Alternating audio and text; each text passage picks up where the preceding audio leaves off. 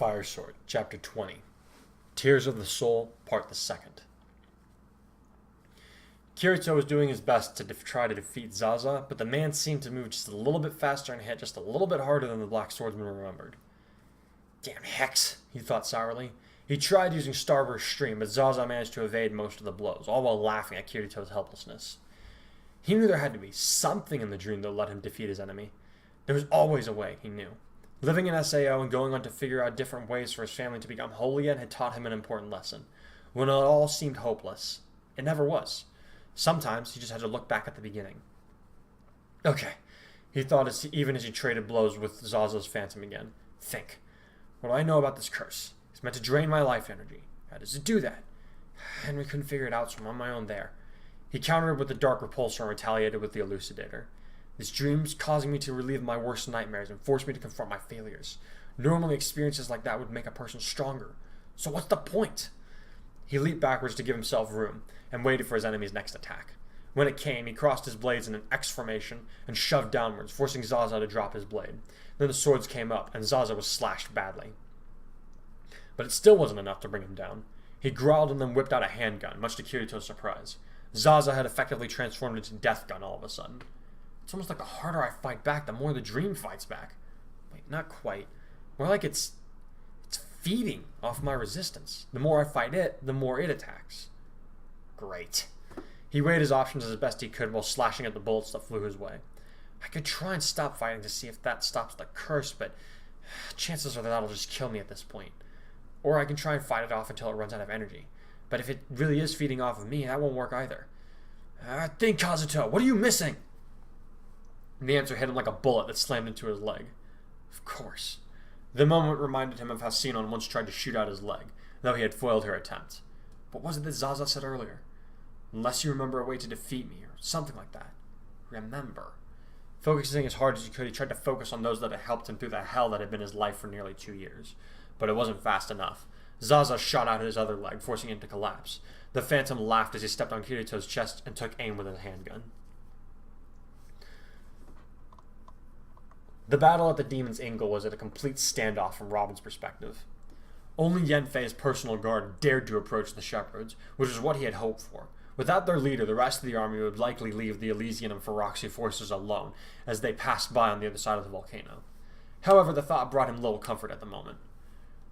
We need some place to tip the scales, he scowled as Lisa used her staff to heal a nasty burn on his foot, where he had inadvertently stepped on a puddle of lava. According to Lisa, he was lucky to even have the foot at this point. Well, you're not going back out there, that's for sure, she muttered as she focused on bandaging the wound. It was still mostly healed, and all things considered, he would be fine. However, even the staff had its limits. Robin would be limping for some time. If I don't fight alongside our men, we could well lose, Robin countered. Look, just get me into a sniping position. At least I can use my magic to hit some of them. And when they return fire, Lisa shot back, you'll be a sitting duck. No way I'm doing that. Don't make me pull rank, Lisa, Robin tried. I'm the crown princess, so I actually outrank you. Lisa grinned, and I say you're staying here. According to the law concerning the military, Section 13, Article 5, the Grandmaster Tactician is answerable only to the ruling sovereign, not to any of those beneath him or her in rank, including other royals. Robin smirked. Now do as I say. No, Lisa said as she stuck out her tongue. Besides, I think we're about to get that tip in the scales you were hoping for. Huh? Robin asked as he looked downfield. What the? Kirito looked into the skull mask, knowing that he was about to die. Sorry, Asuna. At least I can take this thing down with me. Kirito? A familiar voice echoed out of the darkness, time seeming to slow down. He thought the voice sounded familiar anyways. If it was a voice that he hadn't heard for some time. Kirito, what happened? How did you let this beat you? You're stronger than this. No, he thought warily. I'm not as strong as people think I am. I can't even beat off a boss without somebody's help. Whoever said that you needed to do things alone? The voice replied kindly. Doing things on your own doesn't make you strong. You told me once that together we could be strong. Don't you remember? Wait, Get up, Kirito. Fight him. Fight him with the people who love you. His eyes snapped open as an arrow suddenly appeared in Zaza's chest, surprising them both. Another figure wielding an axe smashed into Zaza, ridding Kirito of his weight. He was assaulted by two girls after that, one armed with a mace, the other with a combat knife.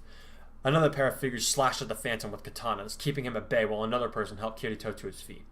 The person was dressed in white and red and armed with a rapier. Asuna, Kirito wondered out loud. How did you get in here? We're always with you, Daddy, Yui said as she stepped up beside her mother. We'll never, ever leave you. With a start, he realized that his memories had manifested themselves from within the curse. See, Kirito? The voice from before said as its owner appeared in front of him. Your memories and experiences with others is the source of your strength, not the time spent in solitude. Kirito tried to speak, but his voice was choked up. He tried again. When he tried a fourth time, he managed to croak out, Sachi? Come on, she said as she equipped herself with a spear. Let's get him. I know, she said with a sad smile. It's okay. Then she joined the fray as Zaza fought back with unnatural might, another sword back in his hands instead of a gun. Kirito cried out in fear as he saw her charge into battle, and he unleashed his two swords, not wanting to see her killed once again. As if connected by some sort of mental link, the memories of all his friends made their way for him, but he stayed close in case that he needed them. His moves came faster than ever before, spurred on by the voices of his friends. You got this, man! Klein shouted. You can do it! Silica cried. Cut that bastard up! Agiel boomed. Stay alive, you hear me? Lisbeth added. You can't go down that easy, Sinon growled. I believe in you, Kirito, Asuna said. You have to win, Daddy! Yui begged. Fight to protect them, Sachi murmured quietly. His swords glowed blue and his eyes burned gold as he unleashed his strongest attack for Minecraft. The 26-hit combo, the Eclipse. Zaza fought back, but Kirito was relentless. I don't care who you are or who sent you, he growled, but nobody threatens my family and gets away with it! Then he lets out a wordless bellow that echoed all throughout the nightmare. In response, Zaza roared back at him, albeit in a more guttural tone than Kirito's. The two swordsmen dueled ferociously until at last, Kirito swung his swords in unison, and the sword that Zaza held was shattered. He reached for a gun, but Kirito cut off his hand before he could draw it. Then he proceeded to cut the man himself in 3 pieces. This isn't over, Zaza growled before he disappeared into the black fog. He has eyes everywhere. He'll kill you someday. Is he going to die with the same line every time? Kirito wondered aloud. Then he sheathed his swords and turned to face his friends, who were all grinning at him. Even Sachi looked happy as she stepped up to him. Sachi, Wake up, Kirito, she said with a smile as she touched his chest with a finger. Your family needs you more than I do. A burst of light emanated from their point of contact, and Kirito could feel himself rising out of the abyss. We'll meet again someday. Until then, always remember me. I will, he promised. I'll never forget you. Robin's eyes widened as he saw Kirito bolt upright from where he lay on the ground, one of the few spots that had been deemed safe to stay on for any given length of time. He beat the curse off? Yep, Lisa grinned. Asuna called it. Well, is he going to be okay? Robin asked, still concerned. I don't know. I'd have to ask Henry. Wait, where is Henry? Well, Lisa grimaced. He's on a bit of a rampage. Kirito got to his feet quickly, wondering where in the world he had gotten to. Why am I in a volcano? Looking around a bit more, he realized the other shepherds were engaged in combat with Valmy's forces. Ah, you're awake! Libra grunted as he cut down a swordsman with his massive axe. For such a feminine build, Libra definitely held a surprising amount of strength. His appearance somewhat reminded Kirito of that time that he had spent in GGO, where most people mistook him for a girl at first glance. We could use a bit of helping hand right now, he said as he wiped the sweat from his brow. You got it, Kirito said as he went to draw his swords. But first he noticed something strange. Libra, what is all this black stuff coming out of me? The priest looked at the young man with surprise as he showed him a dark fog emanating from every part of his body. I'm not sure, he admitted. I would ask Henry, but... He pointed further down the field. Kirito smacked his face as he saw Henry laughing hysterically as he unleashed vol flame spells at his enemies as though he were throwing out candy to kids at a fair. I think I'll go down there and make sure he doesn't melt any escape routes, Kirito sighed. Where's Yui and Asuna? Asuna's fighting alongside Miss Lifa at the moment, Libra answered as he readied his axe. And Yui is with Lady Lisa in the medical area. We were planning on getting you out first, but the Valmys moved faster than we had anticipated, which is how you ended up here. Got it, Kirito said as spreading his wings. Oh, one last thing, Libra cautioned. Your sister mentioned that your flight in here will be limited because not enough sunlight can get through to recharge your wings. Oh, the Black Swordsman muttered. That sucks.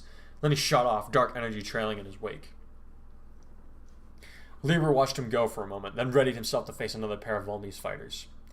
The Spriggan warrior landed with an audible crash next to Henry, and he immediately dealt grievous wounds to 3 of them while Henry incinerated 4 others. The sorcerer giggled. Glad you can make it! Hey, why do I look like I still have dark energy coming off of me? Kirito asked sharply. Is this part of the curse? Yay and nay, Henry grinned.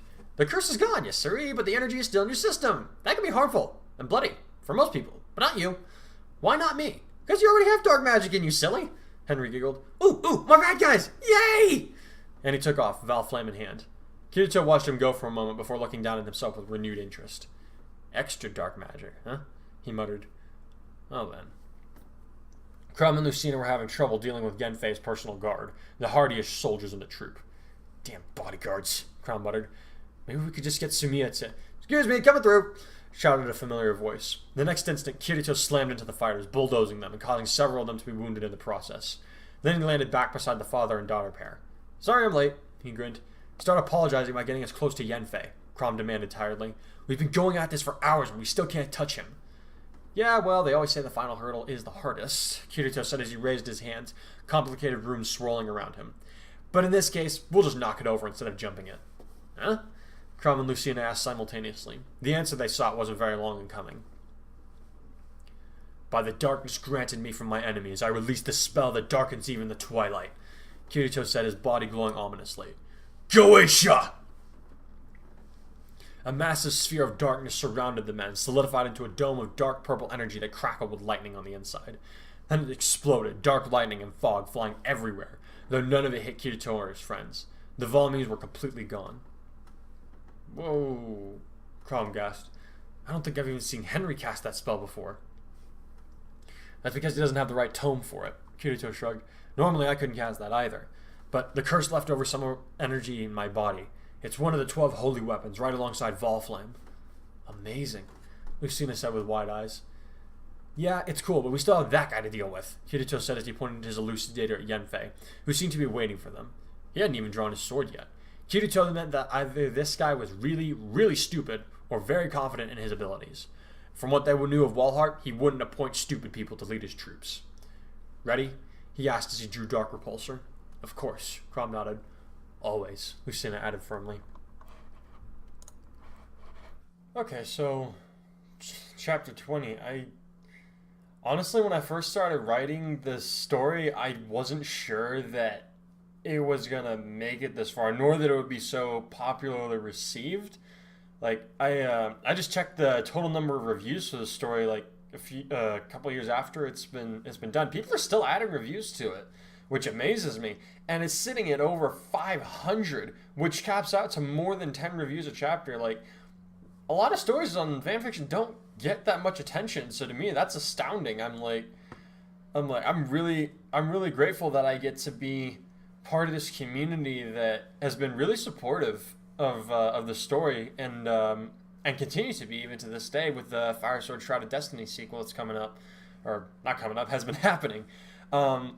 I remember this chapter in particular caught people by surprise. I was going through the reviews for chapter 20, and a lot of people were surprised that I had managed to bring Sachi back, even for one chapter, when Kirito's fighting that curse that kind of preys on his fears and his nightmares, and he's able to beat it because he has good memories in there too, and those give him strength. One of the things that he remembers with a particular degree of strength is Sachi, and how her dependence on him was a source of strength while he was an SAO. And I feel like that's something that doesn't get touched on enough in the anime.